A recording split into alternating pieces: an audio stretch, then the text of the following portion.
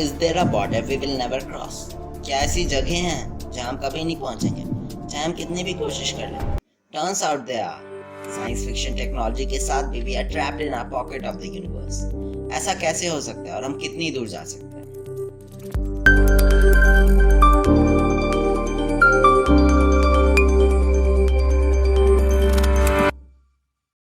We live in a quiet arm of the Milky Way, जो कि लगभग 1 lakh light years के साइज वाली एक स्पाइरल गैलेक्सी है, जिसमें billions of stars, gas clouds, dark matters, black holes, neuron stars and planets के साथ गैलेक्टिक सेंटर में एक सुपरमैसिव ब्लैक होल है।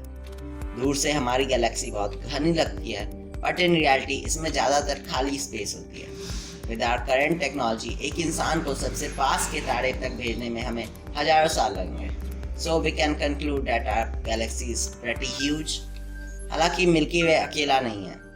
Andromeda Galaxy and more than 50 dwarf galaxies के साथ it's part of the local group, a region of space about 10 million light years in diameter.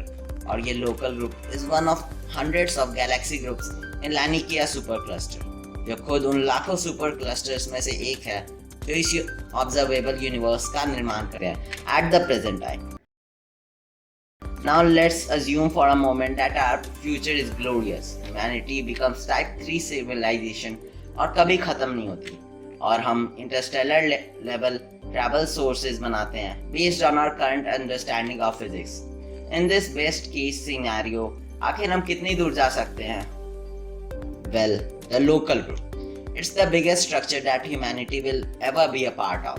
हालांकि यह निश्चित रूप से बहुत बड़ा है, लेकिन लोकल ग्रुप ऑब्जर्वेबल यूनिवर्स का केवल 0.0000000001% हिस्सा है। Let this number sink in for a moment. हम ऑब्जर्वेबल यूनिवर्स के 1% के 100 बिलियन तक ही सीमित है। The simple fact is that there is actually a limit for us. Our universe इतना बड़ा है कि इसके एक बहुत बड़े पार्ट को हम टच भी नहीं कर पाएंगे। This is kind of frightening ना। आखिर हम ऐसा क्यों नहीं कर सकते, हम आगे क्यों नहीं जा सकते हैं? Well, it has to do with the nature of nothingness और एम्प्टी स्पेस वास्तव में एम्प्टी नहीं होता है, इसमें एनर्जी होती है। It is determined as quantum fluctuation. If we see on the smallest scale, there is always some action going on. Particles और एंटी पार्टिकल्स बार बार बनते और खुद को नष्ट करते रहते हैं। You can imagine this quantum vacuum as a bubbling pot with denser and less dense regions. अब चलिए हम 13.8 billion of years पहले चलते हैं, जब स्पेस फैब्रिक में कुछ भी नहीं था, nothing. बिग बैंग के ठीक बाद, in an event known as cosmic inflation, in a fraction of second, observable universe एक मार्बल के साइज से trillions of kilometer में बढ़ गया. This sudden stretching of universe was so fast and extreme that those quantum fluctuation were stressed as well. और जो सब atomic distance थे वो गैलेक्टिक डिस्टेंस में बदल गए with dense and less dense region. Inflation के बाद ग्रेविटी हर चीज को दोबारा खींचने लगी. At the larger scale, the expansion was too quick and powerful to overcome. और छोटे स्केल पे ग्रेविटी की जीत हुई, तो समय के साथ यूनिवर्स के डेंसर रीजन्स गैलेक्सी के ग्रुप्स बन गए, like the one in which we live today. Only stuff inside our pocket, the local group, is bound to us gravitationally. But wait, what's the problem then? हम एक pocket से दूसरे pocket में travel क्यों नहीं कर सकते? Here, dark energy makes everything complicated. About 6 billion years ago, dark energy took over. Dark energy. A theoretical form of energy postulated to act in opposition to gravity and to occupy the entire universe, accounting for most of the energy in it and causing its expansion to accelerate. Basically, ये एक ऐसी invisible force है या effect है जिसके कारण universe का expansion और एक्सपेंशन की स्पीड बढ़ती जा रही है. You don't know why or what dark energy is, but we can observe its effect clearly.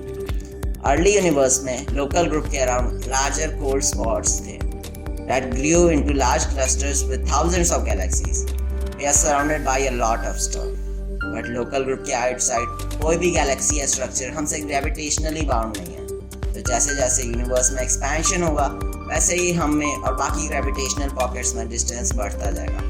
Over time, dark energy will push rest of the universe away from us, जो बाकी other clusters, galaxies and groups को unreachable बना देगा।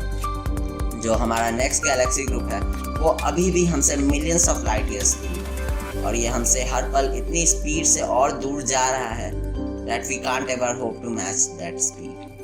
We could leave the local group and fly through intergalactic space into the darkness, पर हम कहीं नहीं पहुंच पाएंगे। हम और ऐसी जगह में फंसते जाएंगे जहां से हम कभी निकल नहीं पाएंगे। In a few billion years, हमारा लोकल ग्रुप धीरे धीरे और टाइटली बाउंड और मर्ज हो जाएगा, जो कि एक जायंट इलिप्टिकल गैलेक्सी बन जाएगा with the unoriginal name Milgrametta. Isn't this depressing? But wait, it becomes even more depressing. समय के एक पॉइंट पे लोकल ग्रुप के आउटसाइड की गैलेक्सीज हमसे इतनी दूर चली जाएंगी कि उन्हें डिटेक्ट कर पाना इम्पॉसिबल हो जाएगा और जो कुछ फोटोन्स जिनकी वजह से आज हम इन गैलेक्सीज के बारे में पता कर पाते हैं वो इतने लॉन्ग वेवलेंथ्स पे शिफ्ट हो जाएंगे that they will be undetectable. Once this happens, no information outside the local group will be able to reach us. Universe हमारे नजरों से गायब हो जाएगा। It will appear to be dark and empty in all direction, forever. भविष्य में मिल्ग्रोमेटा में पैदा होने वाले कोई भी जीव अपने गैलेक्सी के पार कुछ नहीं देख पाएंगे और जब वो अपने गैलेक्सी के आगे देखेंगे तो उन्हें बस empty space और darkness ही मिलेगी। They will never get to know about the nature of expanding universe, when it began and how it will end. They will think the universe is static and eternal. Milgrametta will be an island in the darkness, slowly getting darker and darker. फिर भी, with its trillion stars, the local group is certainly large enough for humanity. After all, हमने अभी तक अपने solar system को भी पार नहीं किया है, and we have billion of years to explore our galaxy. और फिर ये भी तो हो सकता है कि फ्यूचर में हमें बहुत जल्दी कुछ ऐसा मिल जाए जिसकी मदद से हम ऐसी टेक्नोलॉजी बना सके जिससे हम डार्क एनर्जी को भी हरा दें। आखिर ऐसा पहले भी तो कई बार हुआ है कि जो चीज़ हमें इम्पॉसिबल लगती थी उस चीज़ को हमने पॉसिबल कर दिखाया।